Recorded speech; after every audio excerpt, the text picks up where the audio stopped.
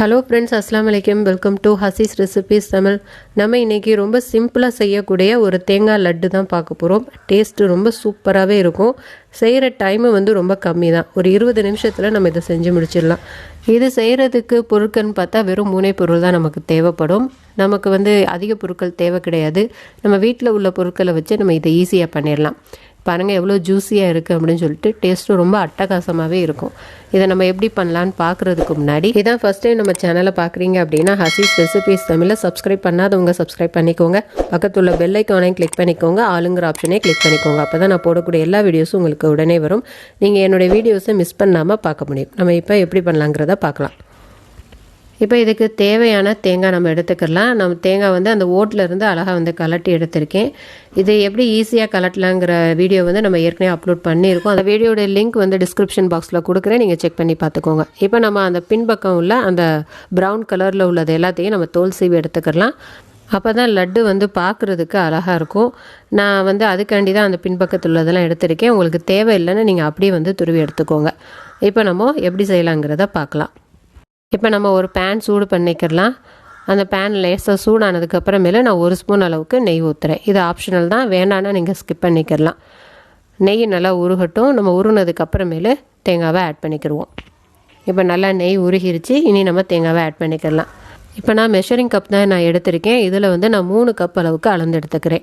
நீங்கள் எந்த கப் வேணாலும் அளந்து எடுத்துக்கிறலாம். நீங்கள் கொஞ்சமாக தான் தேங்காய் பண்ண போகிறீங்க அப்படின்னா உங்களுக்கு சின்னதாக எந்த கப்பில் 3 கப் அளந்து எடுக்க முடியுமோ அந்த மாதிரி கப் சைஸ் எடுத்துக்கோங்க.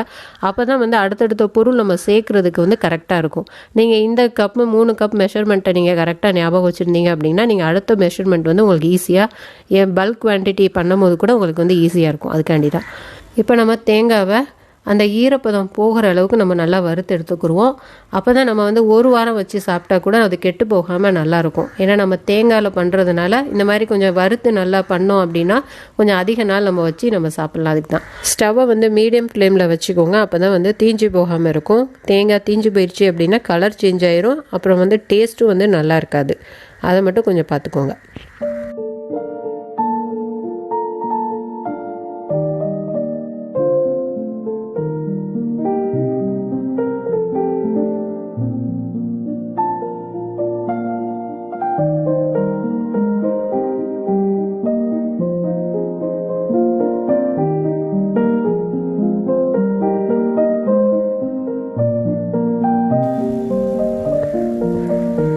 இப்போ தேங்காயில் உள்ள ஈரப்பதம் எல்லாமே போயிடுச்சு. பாருங்கள் எவ்வளோ உதிரியாக இருக்குன்னு.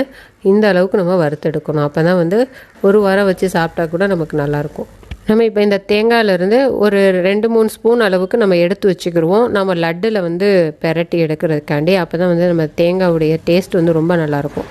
நான் லட்டில் பெரட்டுறதுக்காண்டி இப்போ நான் கொஞ்சமாக எடுத்து வச்சுக்கிட்டேன். அதிக நாள் வச்சு சாப்பிட்ணுன்னா மட்டும் நீங்கள் இந்த அளவுக்கு வறுத்தெடுங்க. நீங்கள் உடனே 1 நாள் இல்லை 2 நாளில் காலி பண்ணிடுவீங்கிற மாதிரி இருந்துச்சு அப்படின்னா நீங்கள் லேசாக மட்டும் வறுத்தெடுத்துக்கோங்க, அந்த ஈரப்பதம் போகிற அளவுக்கு. இப்போ நம்ம 1 கப் அளவுக்கு பால் ஆட் பண்ணிக்கலாம். இது காய்ச்சி ஆற வச்ச பால். 3 கப் அளவுக்கு தேங்காய் ஆட் பண்ணியிருக்கோம். அந்த தேங்காவுக்கு 1 கப் பால் சரியாக இருக்கும். நீங்கள் எந்த கப் தேங்காய் அளந்தீங்களோ அதே கப்பில் பால் 1 கப் அளவுக்கு அளந்துக்கோங்க, சரியாக வரும்.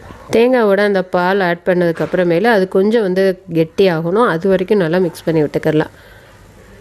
இப்போ பால் நல்லா வத்திருச்சு, தேங்காய் நல்லா இழுத்துக்கிடுச்சு பாருங்கள். இப்போ நம்ம 1 கப் அளவுக்கு சுகர் ஆட் பண்ணியிருக்கோம். நம்ம எந்த கப்பில் தேங்காய் அளந்தோமோ அதே கப்பில் தான் 1 கப் அளவுக்கு இப்போ சுகர் ஆட் பண்ணியிருக்கோம்.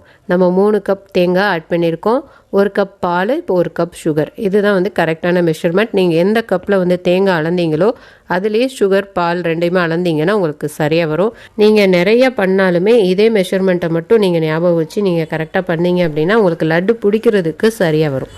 நம்ம ஆட் பண்ணியிருக்கிற சுகர் இப்போ நல்லா மெல்ட் ஆகணும். மெல்ட் ஆகி அந்த தேங்காவோட நல்லா மிக்ஸ் ஆகி கொஞ்சம் திரண்டு வரும். அந்த ஸ்டேஜ் வரைக்கும் நம்ம நல்லா மிக்ஸ் பண்ணிக்கிடுவோம். அப்போ தான் நமக்கு லட்டு பிடிக்கிறதுக்கு சரியாக வரும்.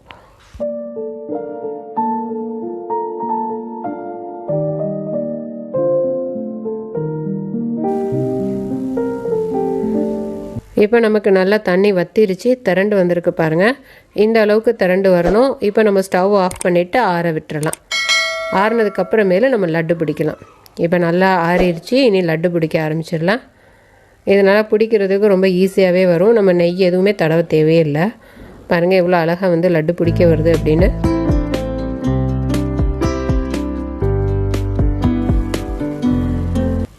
இப்போ நம்ம எடுத்து வச்சுருந்த அந்த தேங்காயெலாம் பெரட்டி எடுத்துக்கலாம். இது பார்க்குறதுக்கு மட்டும் இல்லை, இது சாப்பிட்றதுக்கும் ரொம்ப சூப்பராகவே இருக்கும். பாருங்கள் எவ்வளோ சூப்பராக வந்திருக்குன்னு. இதே மாதிரி நம்ம எல்லா லட்டுகளையும் ரெடி பண்ணி எடுத்துக்கிடுவோம்.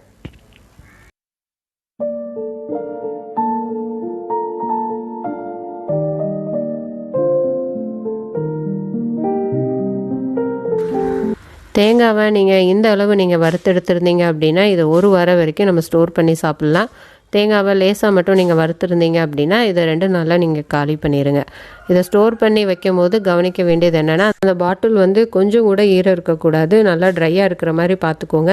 அப்போ தான் இது வந்து கெட்டு போகாமல் நமக்கு இருக்கும். நம்ம அதை எடுத்து சாப்பிடும்போதும் கையில் ஈரம் இல்லாமல் பார்த்துக்கோங்க. அப்போ தான் மற்ற லட்டுகளும் கெட்டு போகாமல் இருக்கும். இப்போ பாருங்கள், நான் உங்களுக்கு பிச்சு காமிக்கிறேன் எவ்வளோ சூப்பராக வந்திருக்கு அப்படின்னு. நல்லா ஜூஸியாக டேஸ்டியாக உண்மையாகவே ரொம்ப அட்டகாசமாக இருக்கும் இந்த டேஸ்ட்டு. ட்ரை பண்ணி பாருங்கள் ஃப்ரெண்ட்ஸ். இது செய்கிறது ரொம்ப சுலபம், தேவையான பொருட்களும் ரொம்ப கம்மி தான். இது பிகினர்ஸ் கூட ஈஸியாக செஞ்சிடலாம். ரொம்ப சிம்பிளான மெத்தடில் செய்யக்கூடிய லட்டு. நீங்களும் கண்டிப்பாக வீட்டில் ட்ரை பண்ணி பாருங்கள். ஒரு தடவையாவது ட்ரை பண்ணி பார்த்துட்டு எப்படி வந்ததுங்கிறத எனக்கு மறக்காமல் கமெண்ட்டில் ஷேர் பண்ணுங்கள். இந்த வீடியோ பிடிச்சிருந்துச்சின்னா, யூஸ்ஃபுல்லாக இருந்துச்சு அப்படின்னா உங்கள் ஃப்ரெண்ட்ஸ் எல்லா பேருக்குமே ஷேர் பண்ணி விடுங்க. நிறைய ஷேர் பண்ணி விடுங்க. மறக்காமல் நம்ம சேனலை லைக் பண்ணி சப்ஸ்கிரைப் பண்ணிடுங்க ஃப்ரெண்ட்ஸ். தேங்க்ஸ் ஃபார் வாட்சிங்.